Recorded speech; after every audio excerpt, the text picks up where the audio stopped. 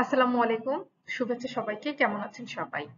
আশা করি সবাই অনেক অনেক বেশি ভালো আছেন। আপনাদের সাথে আমার এটা ১ম ভিডিও। তো আপনাদেরকে আমি আমার ভিডিওতে স্বাগত জানাচ্ছি। আচ্ছা, আপনারা অলরেডি জানেন আনঅফিসিয়াল ৮০০ 2025 অল ইউনিভার্সিটি এমসিকিউ আমাদের ফেসবুকের যে প্রাইভেট গ্রুপটা আছে সেখানে আমরা প্রতিদিন রাজশাহী ইউনিভার্সিটির এই ইউনিট স্পেসিফাই এমসিকিউ গুলা আপলোড করে থাকি।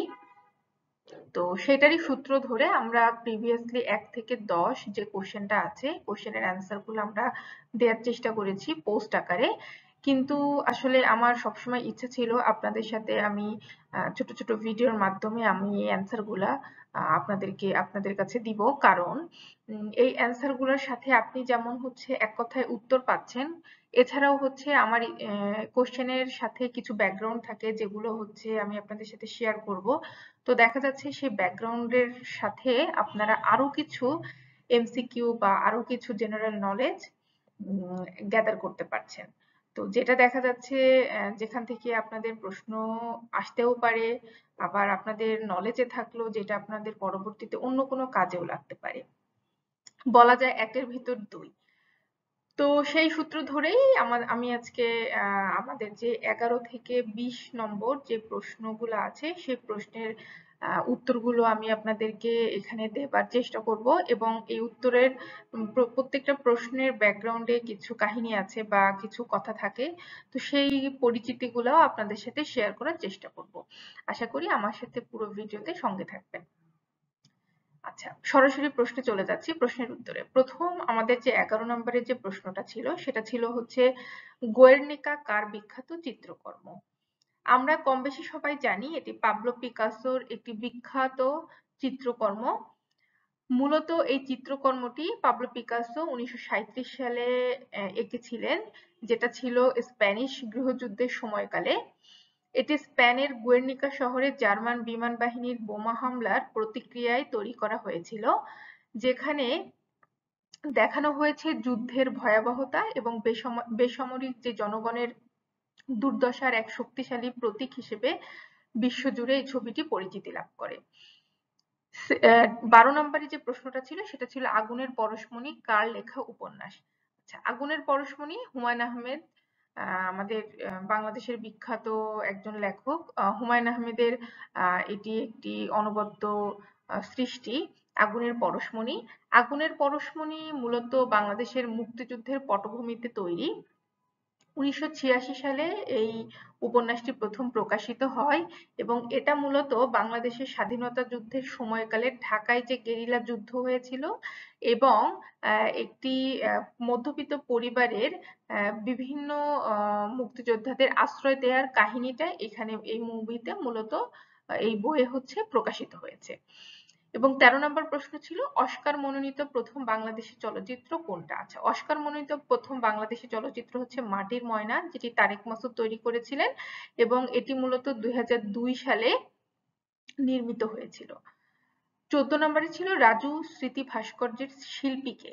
রাজু স্মৃতি ভাস্কর্যের শিল্পী হচ্ছেন শ্যামল চৌধুরী এবং এটার একজন কো-শিল্পী ছিলেন যার নাম হলো গোপাল পাল এবং এই ভাস্কর্যটি ১৯৯৭ সালের ১৭ই সেপ্টেম্বর উদ্বোধন করা হয় এবং এই রাজু স্মৃতি ভাস্কর্যটি আমাদের ঢাকা ইউনিভার্সিটি টিএসসি চত্বরে অবস্থিত। এবং ১৫ নম্বরে ছিল আন্তর্জাতিক নাগরিক উদ্যোগ গ্লোবাল সুমুদ ফ্লোটিলা গঠিত হয় কবে? এটি মূলত গঠিত হয় জুলাইয়ের ২০২৫ সালের এই বছরের জুলাই মাসে।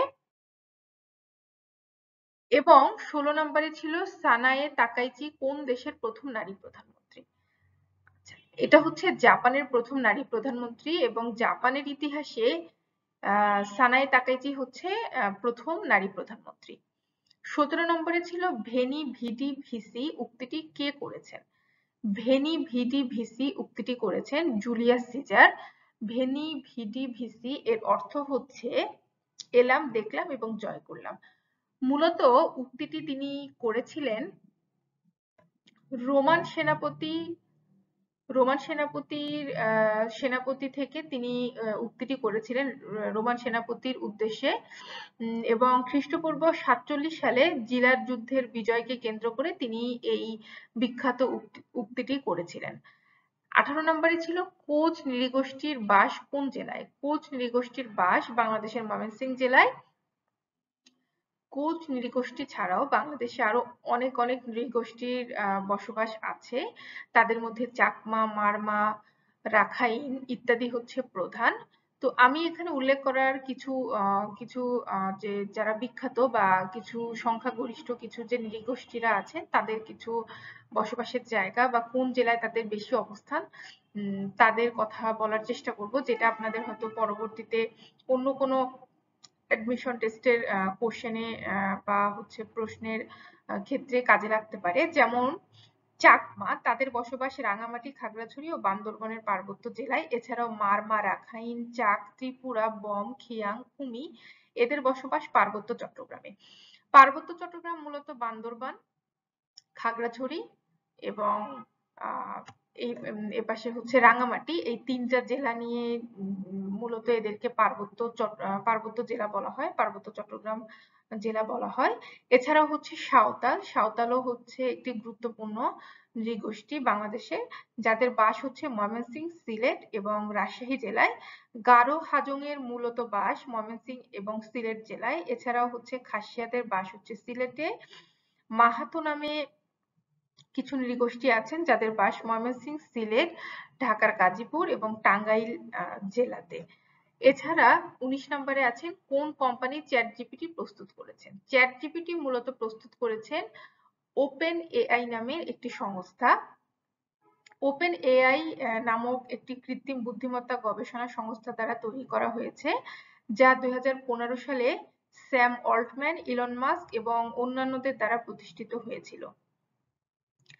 এবং লাস্ট যেটা হচ্ছে 20 নম্বরে ছিল জল রং হলো কি ধরনের রং? জল রং হলো মূলত স্বচ্ছ রং। আচ্ছা, এটা ছিল 11 থেকে 20 নাম্বার পর্যন্ত আমাদের যে কোশ্চেন, সেই কোশ্চেনের আনসার গুলা। আমি এর বিপরীতে পিছনে কিছু ব্যাকগ্রাউন্ড বলার চেষ্টা করেছি, আরো কিছু কোশ্চেন আপনাদের জন্য বলার চেষ্টা করেছি। আশা করি এটা আপনাদের কাজে লাগবে, এবং আমার এই ভিডিওটা দেখার জন্য আপনাদেরকে অসংখ্য ধন্যবাদ। আশা করি আপনাদের জন্য আমার চেষ্টা থাকবে আরো ছোট ছোট আরো নতুন নতুন ভিডিও দেওয়ার জন্য, যেটা আপনাদের অ্যাডমিশন টেস্টে কাজে লাগবে।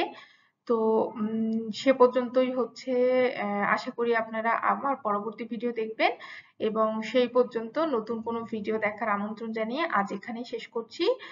সবাইকে অসংখ্য ধন্যবাদ। সবাই অনেক অনেক ভালো থাকবেন, আর আশা করি পড়াশোনার মধ্যেই থাকবেন।